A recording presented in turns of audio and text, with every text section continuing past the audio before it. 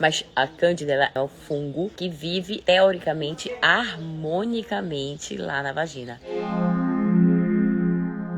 A questão de candidíase de repetição, que tem sido uma coisa muito frequente lá na clínica.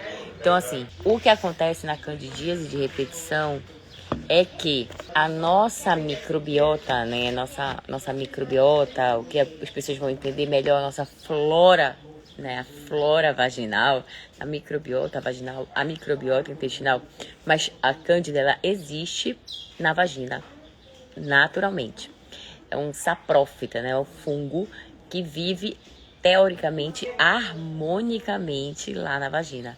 Só que quando esse fungo encontra as condições naturais de temperatura e pressão ideais para proliferar, ele prolifera. Então ele prolifera geralmente em ambientes quentes e úmidos. Só que é por isso então o ideal é a mulher dormir sem calcinha, não usar roupa muito apertada ao longo do dia, não usar roupa muito de lycra, usar mais coisas de algodão. Além disso, ele precisa se alimentar. É um fungo que precisa se alimentar. E é um fungo que se alimenta dos picos de açúcar no sangue, de glicose. Então tudo que tenha uma alta quantidade de glicose, um índice glicêmico alto ou uma carga glicêmica alta, vai alimentar o fungo. E aí ele vai conseguir se proliferar ainda mais. E se ele não tiver competição por alimento, que geralmente a competição pelo alimento ele vem com as bactérias boas, as bactérias saudáveis, lactobacilos, bifidobactérias, que aí seria o papel dos probióticos. Então aqui a Michelle está perguntando: mulher diabética com candidíase de repetição e simplesmente lactose e glúten nos matando, se não mudar a alimentação, os problemas são contínuos. Nossa, é isso mesmo. Por quê? Se você pegar uma tabelinha que chama tabelinha da carga glicêmica, do índice glicêmico, desculpa, gente, que índice glicêmico e carga glicêmica são coisas diferentes, tá?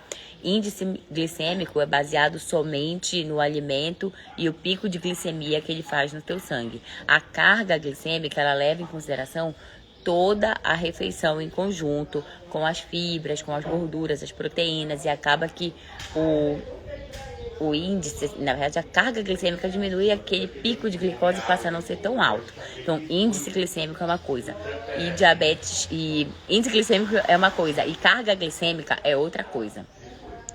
Então, como o índice glicêmico do pão é muito alto, é 95, ele é capaz de dar um pico de glicose alto no sangue.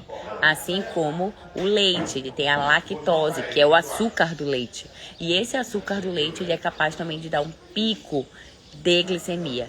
Então, prestem atenção. O índice glicêmico é uma coisa, a carga glicêmica é outra.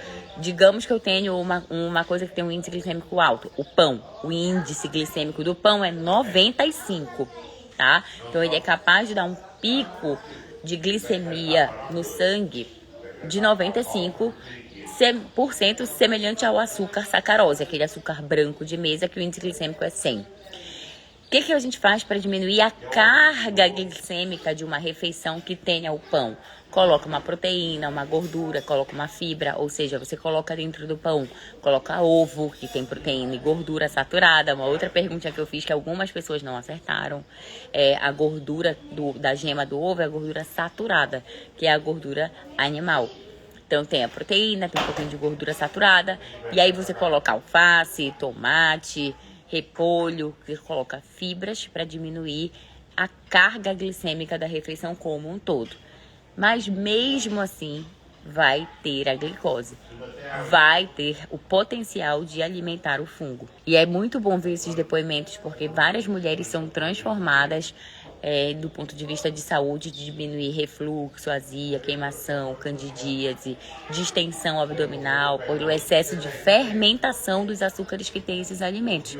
E aí elas melhoram muito.